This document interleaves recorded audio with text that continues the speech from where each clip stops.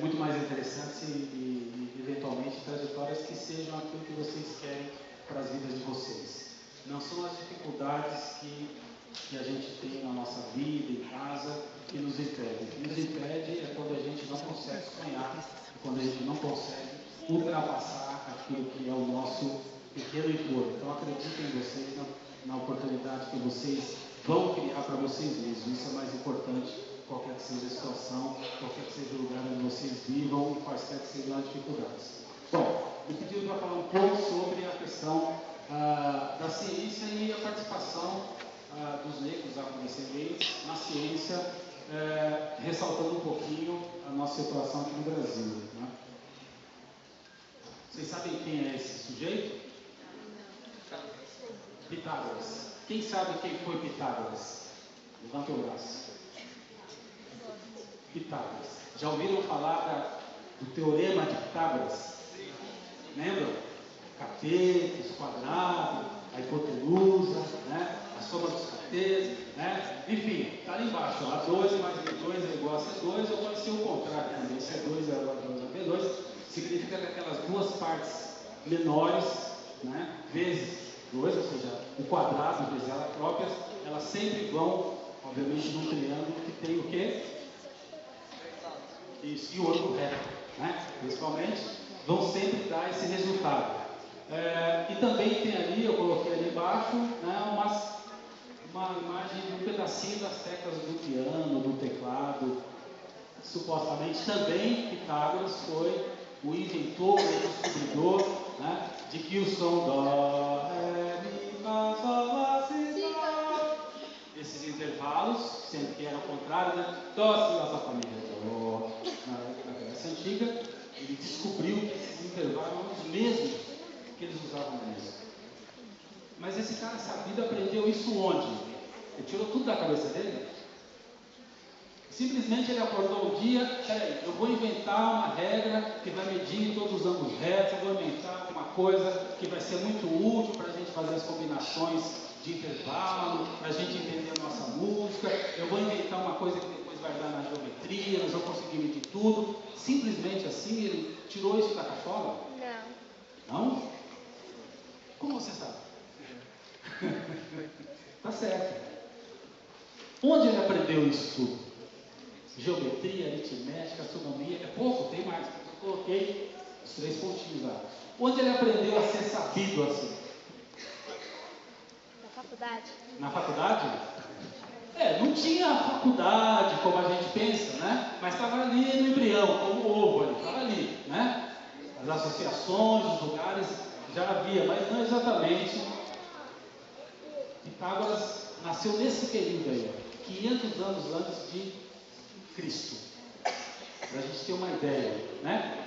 570 e morreu ali em 495, porque a contagem vai diminuindo até o ano zero, que a gente considera. Ele passou 30 anos andando, perambulando no Egito e na Babilônia. Iraque, Irã, né? Onde é hoje Iraque e Irã, aquele território que antigamente era a Babilônia. Foi lá que ele aprendeu isso. O pai de Pitágoras nasceu onde? Na Grécia? Nasceu no Líbano, seria hoje o Líbano. Então, o conhecimento não é assim tão grego como em geral a gente aprende na escola. Ele é muito mais universal, e esse universal tem uma participação imensa do Egito que fica na África. Bom, então Pitágoras nasceu 500 anos antes de Jesus. Bom, e o que estava acontecendo na África? A gente aprende que na África só tinha escravos, que eles viviam uma sociedade rudimentar, sem desenvolvimento tecnológico. Não é isso que as evidências, os fatos mostram. Não é isso que, infelizmente, a gente aprende na escola. Está ali, ó, exemplo. 35 mil anos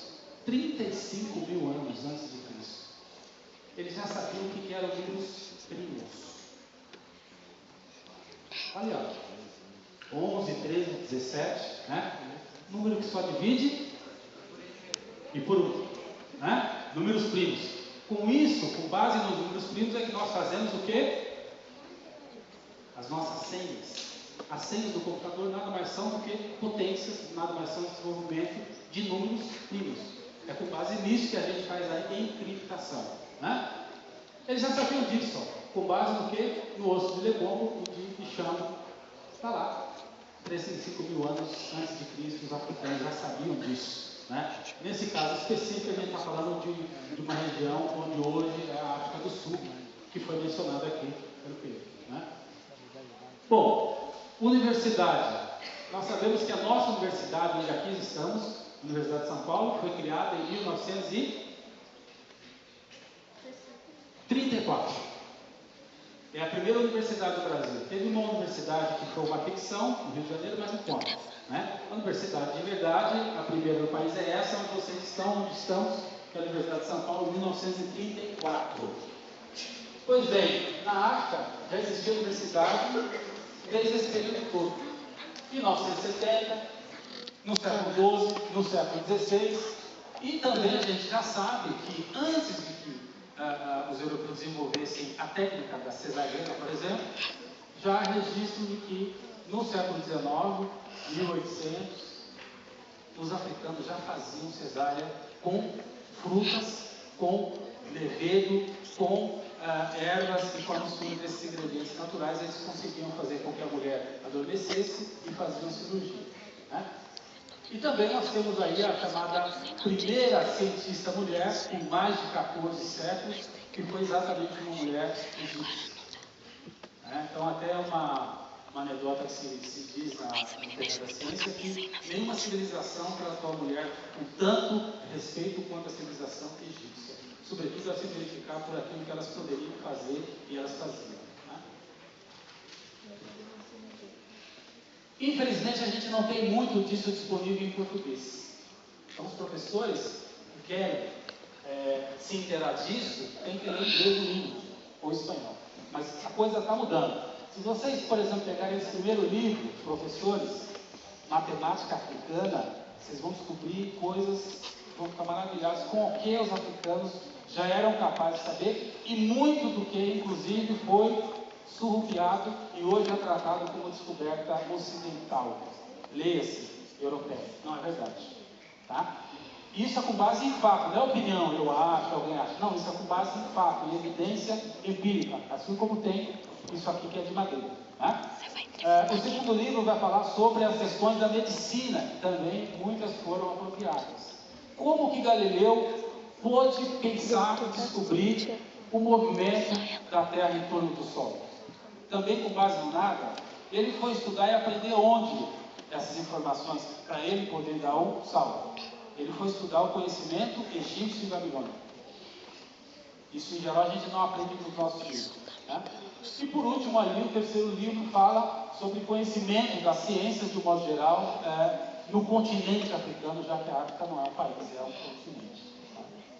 Felizmente, nós temos agora em português esse livro do professor Carlos Eduardo, da Alexandra, que vocês devem ter visto e ouvido falar sobre ela, que era consuleza aqui em São Paulo, na França, e lançou junto com ele esse livro, que fala então de conhecimento da humanidade, sobretudo acentuando o papel e o protagonismo dos africanos, dos afrodescendentes, e tem alguns brasileiros aqui. Então esse livro é em português, é um livro grande, pesado, mas ele costuma ser encontrado nas bibliotecas públicas, aqui por exemplo tem, que falou que nas você ia bibliotecas entrevistar. de São Paulo a gente encontra, e que trata e traz bastante informação, inclusive algumas dessas que eu acabei de falar para vocês.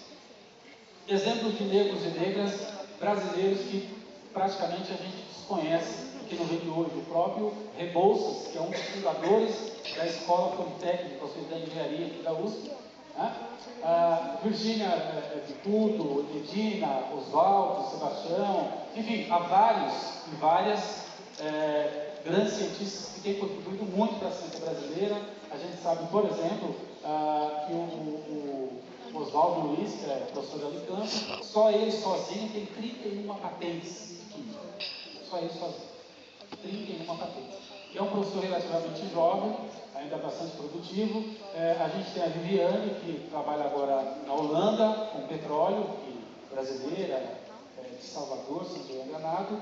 e que também tem grandes contribuições na área dos polímeros, da parte química da transformação do petróleo em vários produtos. Então, todos aqui, tem gente da psicanálise, da engenharia, da bioquímica, da zoologia e outros vários. A gente tem o próprio professor Oswaldo aqui na nossa faculdade, aqui na USP, né, na faculdade de matemática, que conseguiu resolver um problema que já havia dezenas de anos, que é exatamente um resumo sobre uma parte da álgebra que é muito utilizada na engenharia para fazer os cálculos de peso, de quanto se sustenta em termos de concreto, etc. E ele fez isso aqui, perto de onde a gente está. Então, são alguns exemplos de mulheres negras, de homens negros brasileiros que têm contribuído bastante para a ciência brasileira, mesmo sendo esse número reduzido, que foi mostrado aqui, que tem na empresa e na universidade é menos ainda, né? Mas é sempre possível acreditar. E agora nós vivemos um momento feliz em que a gente tem perspectiva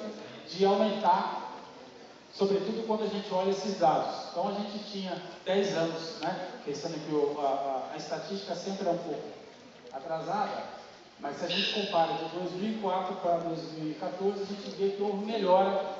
Olha quantos negros e negras havia em 2004 no ensino superior e olha quanto em 2014 e em 2018 o número é maior ainda. Então, a gente tem que acreditar que a perspectiva tem que melhorar e nós temos que lutar para isso. Temos também que ter consciência dos problemas. No ensino médio, a gente tem um problema gravíssimo, que é 20% dos jovens que não fazem coisa nenhuma, não estudam, não trabalham, não têm perspectiva. Isso é muito grave, é um problema seríssimo. E 82% não pensam em fazer nenhum tipo de curso superior, ou seja, estão no caminho do desemprego. E apenas 8% dos jovens fazem ensino técnico. E mais grave talvez de tudo isso é que 25%, eu nem escrevi ali, para não desanimar, 25% dos jovens que iniciam o ensino fundamental desistem. 25% dos jovens que iniciam o primeiro ano do ensino fundamental desistem entre o 7º e o 9º ano. Isso não pode acontecer. Não façam isso, não permitam que isso aconteça com seus filhos, com seus vizinhos, com seus amigos, com vocês. Não façam isso.